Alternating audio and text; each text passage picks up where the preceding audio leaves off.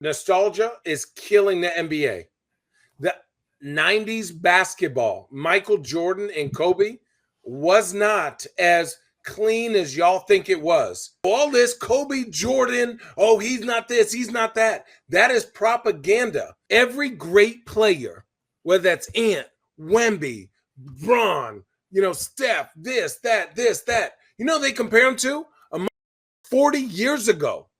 The rules weren't even the same. Nobody celebrates these new people. So why the would anybody want to be the face of this league where you're going to get shitted on every network for not being somebody from 40 years ago? Bron is one of the greatest players ever to play. Stephen Curry is one of the greatest players ever to play. And you know what we do? We talk about Michael Jordan.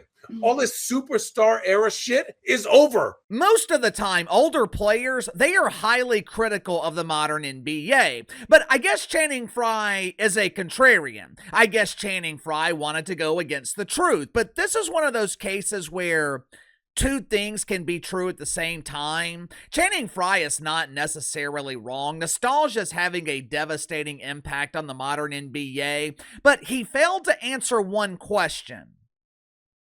Why?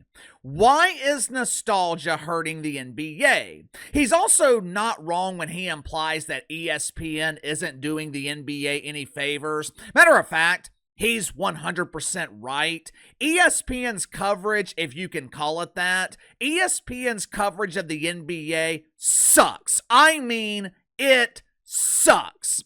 Malika Andrews is one of their lead NBA analysts. Malika Andrews. She is supposed to be the host. It's the equivalent of calling Molly Karam an NBA analyst. It's the equivalent of calling Mina Kimes an NFL analyst. But the thing is, ESPN's coverage of the NFL, it sucks too. Yet for some reason, ESPN doesn't have a negative impact on the NFL. But KC, ESPN is the NBA's primary broadcast partner. It's different. Yeah, well, whose fault is that? The NBA just had the opportunity to sever their relationship with ESPN, or at minimum, demand that they provide better coverage of their league. But instead of doing that, Alice Silver renews with the worldwide leader in woke for another 11 years. 11 more years of garbage. 11 more years of the worst NBA coverage in sports media. Channing Frye claiming that nostalgia is ruining the NBA, that is a cop-out. Channing Frye is misplacing the blame. For starters, we're nostalgic about the NFL. We're nostalgic about Major League Baseball. How many times have you been watching an NFL game and older players? They are complaining about the overwhelming softness of the league. They're complaining about defensive players being penalized for making tackles, claiming that the league was better when they were playing. I have been saying for years that Major League Baseball, it was better in the 90s and 2000s. But somehow, the league is seeing a resurgence.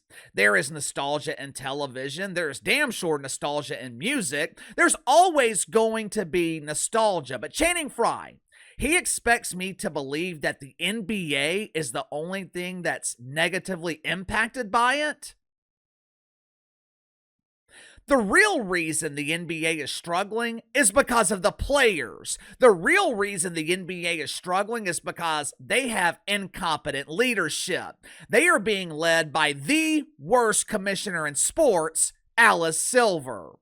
Make sure to like and subscribe. You can follow me on Twitter at KC_BTL84. If you happen to stumble upon this video, be sure to check out my main channel, Behind the Line. Link to the main channel is in the description below.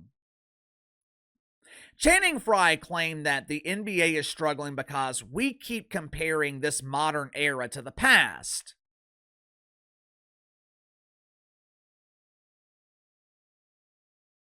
Well, what are we supposed to compare it to? Are we supposed to compare the modern NBA to the modern WWE? Because that's what some people think the league has become. Everything is compared to the past. Yet for some reason, the NBA is the only league that can't seem to overcome it. Why? Believe it or not, It has nothing to do with the product on the court. Me personally, I think the on-court product is fine. It's just as good today as it was back then. Now, is it a different game? Of course. But just because it's different doesn't mean it's any better or worse. It's just a different time. The biggest problem with the modern NBA, and this has nothing to do with nostalgia, the biggest problem with the league is perception. NBA players are perceived as entitled. NBA players are perceived as soft, lazy. We have players missing large portions of the regular season because they're hurt. They're not injured. They're hurt. There is a huge difference between the two. Being injured means you can't play. You're not medically cleared to play. Being hurt means you're not comfortable playing.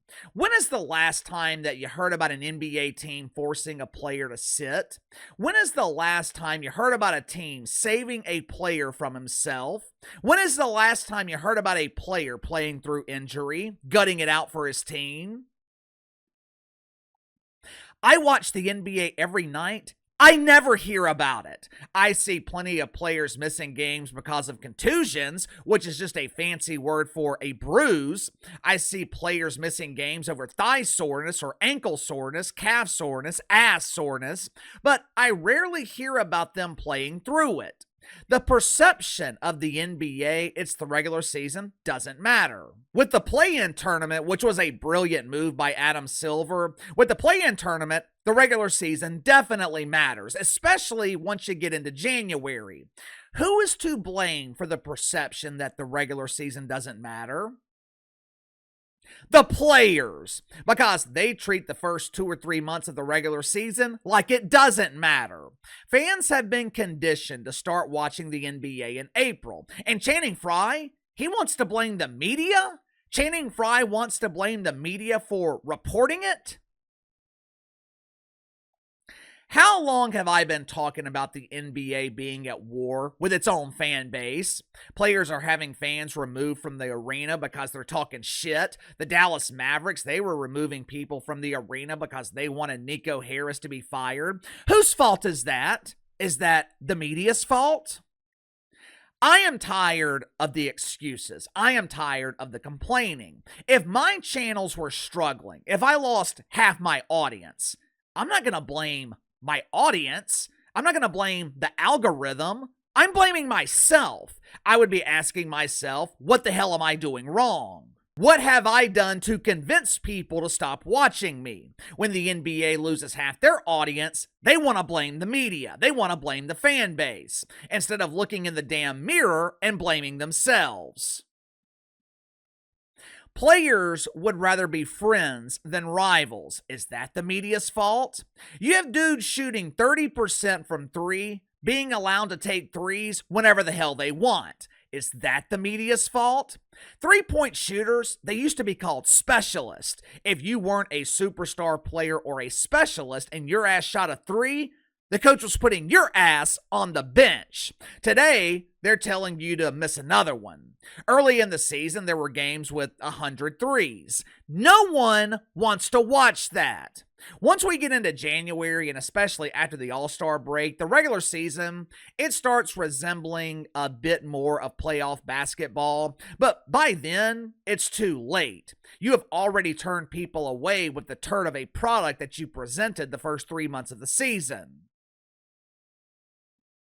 ESPN's coverage of the NBA sucks, but they are not the reason the NBA is struggling. The reason the NBA is struggling is because they refuse to address their own problems, because they have a commissioner who would rather be friends with his players than be their leader, their boss. But anyway, give me your thoughts on this. Is ESPN and the media to blame for the NBA struggling? Let me know. Sound off in the comments below. I'll see you guys on the main channel.